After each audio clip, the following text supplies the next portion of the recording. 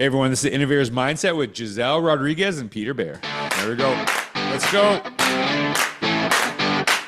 Let's go. All right.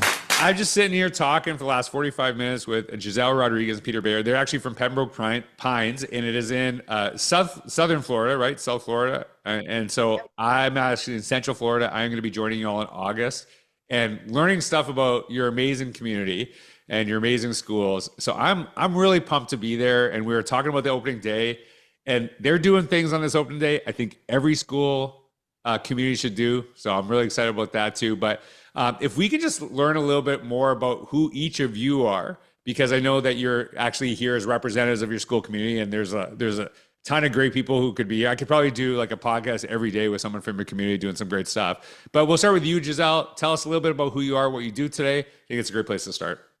All right, so hi, I'm Giselle Rodriguez. I am the director of the Office of Innovative Learning, which is an office that supports all of our sites. So it was a really exciting initiative that came about a few years ago where we saw that we needed system-wide support and we needed alignment. And so that's where the Office of Innovative Learning stepped in, and it was just kind of like, here you go, do what you can with it. And it's really grown, and we've worked really, really hard to bring everyone together, to provide professional development, to provide guidance, help with the strategic plan, work with the curriculum team. We host the State of the Charter, so that's an exciting event that we do.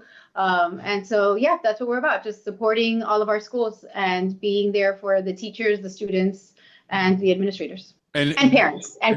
And when we were talking before, I felt like I'm listening to all the stuff Giselle and her team are doing, and Pembroke Pines. I'm like, you stole all this stuff from Innovator's Mindset, because basically, and then I'm like, did you read this? No. So she's like, I like kind of made her feel guilty because she could have totally wrote Innovator's Mindset, the focus on innovation. And one of the things that you said prior to this, and I thought was really powerful, and it's something I've always advocated for.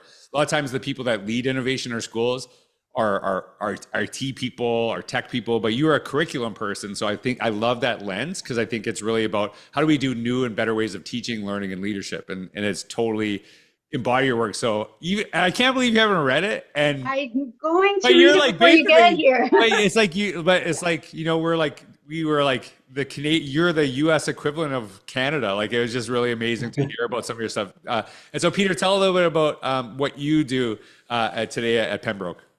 Sure. I'm Peter Bear. I'm the principal of the Pembroke Pines Charter School at the Academic Village campus.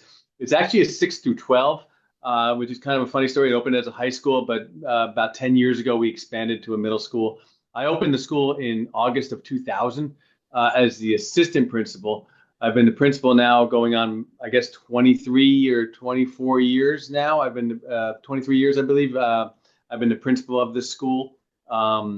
And I work through the city of Pembroke Pines because we're a municipally run charter school, which is kind of a neat unicorn kind of a setup, because the city of Pembroke Pines is our oversight. The city manager is our superintendent. The mayor is our governing board chair. The commissioners are our governing board. And I am basically treated as a department head in the same way of a police chief and a fire chief would be, except I'm in charge of the school here at Academic Village. Yeah, and when you're like talking about the structure, it was like really interesting about how this like school came about, and like how the community came about, and that's been a big thing. And one of the things that we talked about before is that really like this is a really true like leadership, like distributed leadership process of what you're doing. And it's like, hey, we could add like several people, you know, talking about the great things. How did this school come about? What was the vision? Because I know that like community focus is like a real big aspect for you. So our city manager, his name is Charlie Dodge. He's been with the city of Pembroke Pines. This is his 50th year, I believe. But back in the early 90s, Hurricane Andrew, if you've heard about it, was a devastating hurricane in South Florida. And at the time, much of Southeast Dade County was damaged and destroyed, frankly. And this Pembroke Pines is just northwest of there. And they had put in the infrastructure and lines and water lines and all that stuff to build homes. And overnight, people were just coming here in droves. And a little sleepy town of 45,000 is now 180,000. We're almost larger than the city of Fort Lauderdale. Really? Yeah, it just exploded in growth. And the schools hadn't anticipated this. The local school board hadn't anticipated it. Nobody really had. But the city manager took the lead in that because there was plenty of construction for homes, but no construction for schools. And they actually lobbied Tallahassee to change the rules governing charter schools so a municipality could open one. It previously had been kind of these for-profit companies that felt, businesses that felt they could run schools cheaper and make a profit and do a better job at the same time. That was kind of the part of the original idea of charter schools. But he took this idea and created our own little district within the city of Pembroke Pines. So when people moving here came in, there's a place for them to go.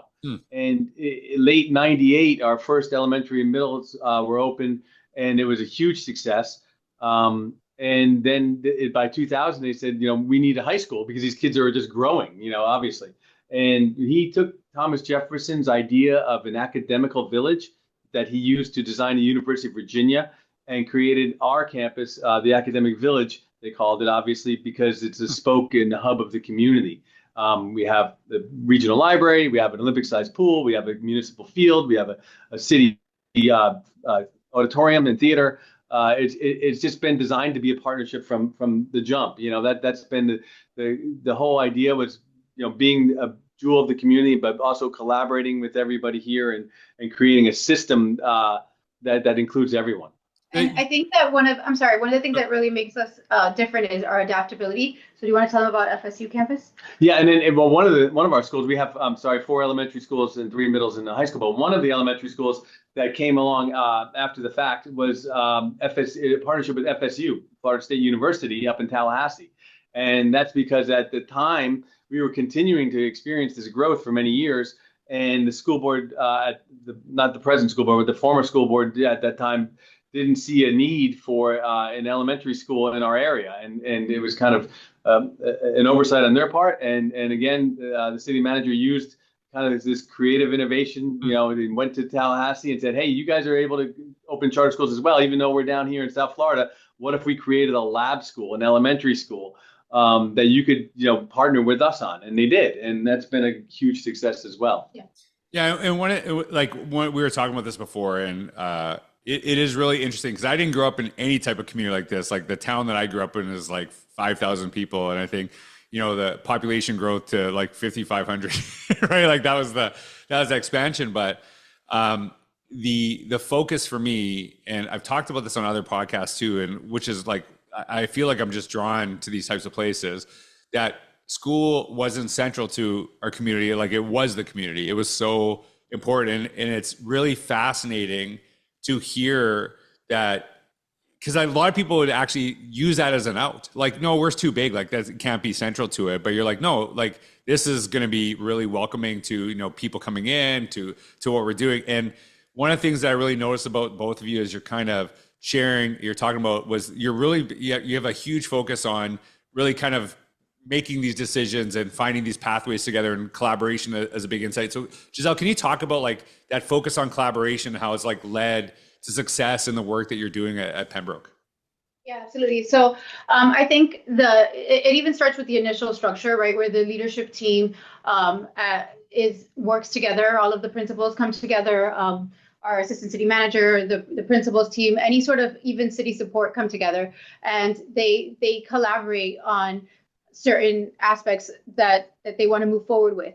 But even to add to that really their voices are basically the people's voices, right? So we collaborate with all of our teachers. We have these things called charter study days where they come together and they share their best practices with each other, and they really get to highlight each other and themselves. And so we also have like a lot of surveys, right? Where we have certain programs where we have this thing called the program effectiveness surveys, where we send that out to teachers and we try to hear their voice. Like, hey, what are you using? What do you like? What's working for you? We have climate surveys. The curriculum team, which is leadership at all of the schools, come together and they work together and they too are the voices of the teacher. So we really work hard at collaborating and having that shared leadership.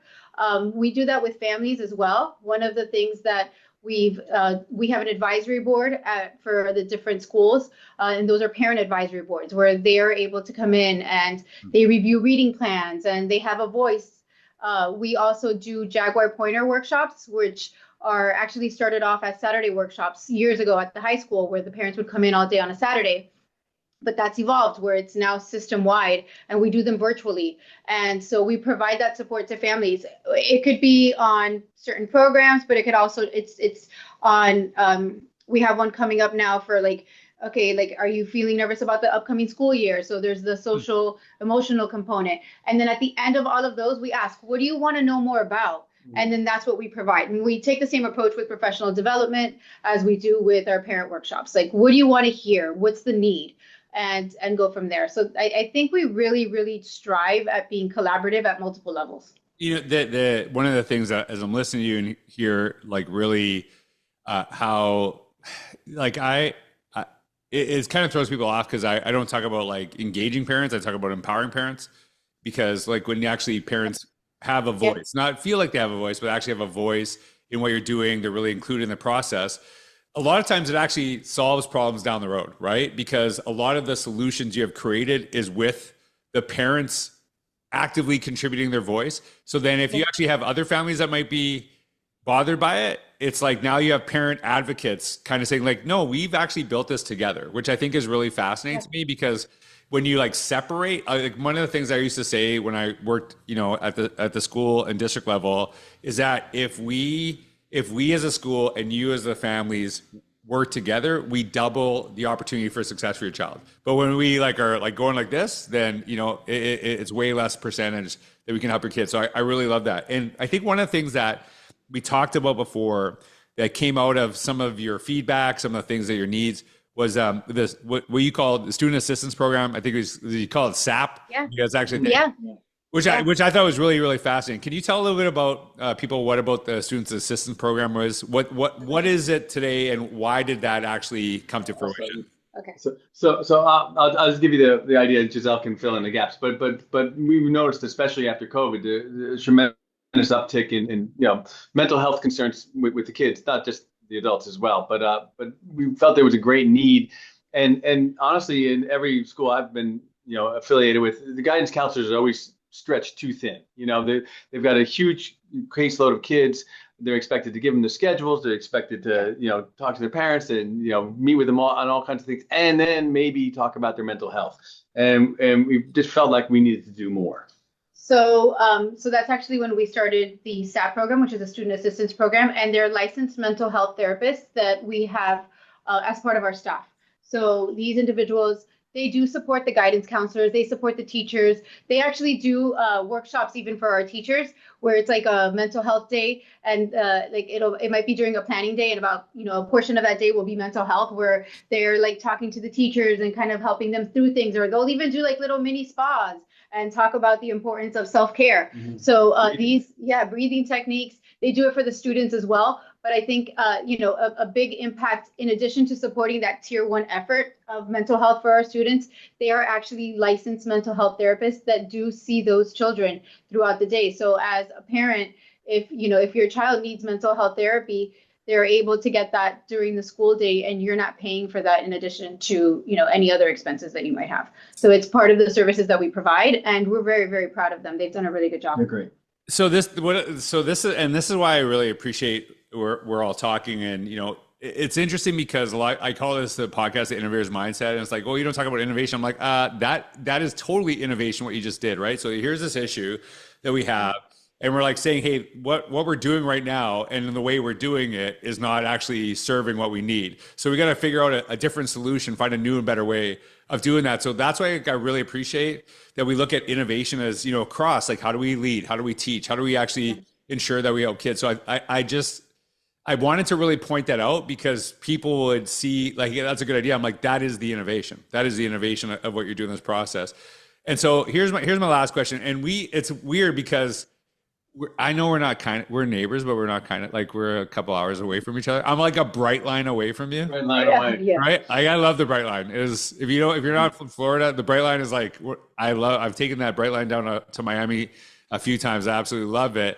But we actually connected in New York at Learning the Brain, which is a really great conference. I love going there. I'm actually going to be there in San Francisco next year in, I think, February 2026. And, you know, I talked about this. This is the first time we've ever met each other. And it was, you know, in New York, and now I'm joining you. So on that day when I'm with your staff, and she's like, it's such pressure. And to be honest, there's a lot of pressure because, you know, it's the first day, people are coming back.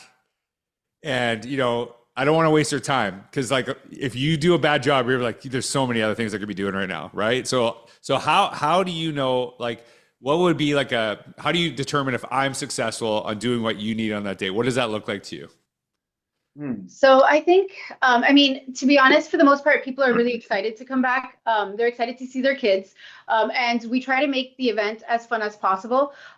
So I think that just connecting with people, right now there's a lot of change happening in the world and a lot of adapting that needs to take place, which is innovation, right? So just you know, having everyone excited about coming back, understanding that there's a need to be innovative, there's a need to adapt, but also just keeping in mind that, like, what we're here for, right? We're here for those kids.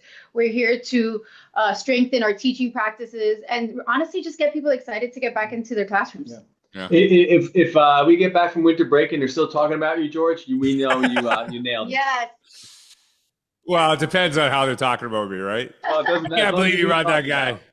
Yeah. But listen, hey, one of the things I really truly love about this podcast is I get to really connect with people that are doing amazing stuff. And I'm sitting here talking to you, and I'm just like, this is amazing. You two are amazing. And I know that you're like not the only two amazing in your community. Like, this is a representation of, like, you know, your leadership team, your community, your parents. So I'm like really pumped to, like, I'm like, the more I'm talking to some of these groups, like you, I'm like, I can only screw things up because these things are going pretty well there so far. So I hope that I can, you know, add to the incredible work that you're doing. But geez, it was seriously so nice to, like, sit down and talk with you. And I'm so appreciative that you followed up after the conference to bring me in. And it's like, yeah. And Giselle, if you want to write a book, right?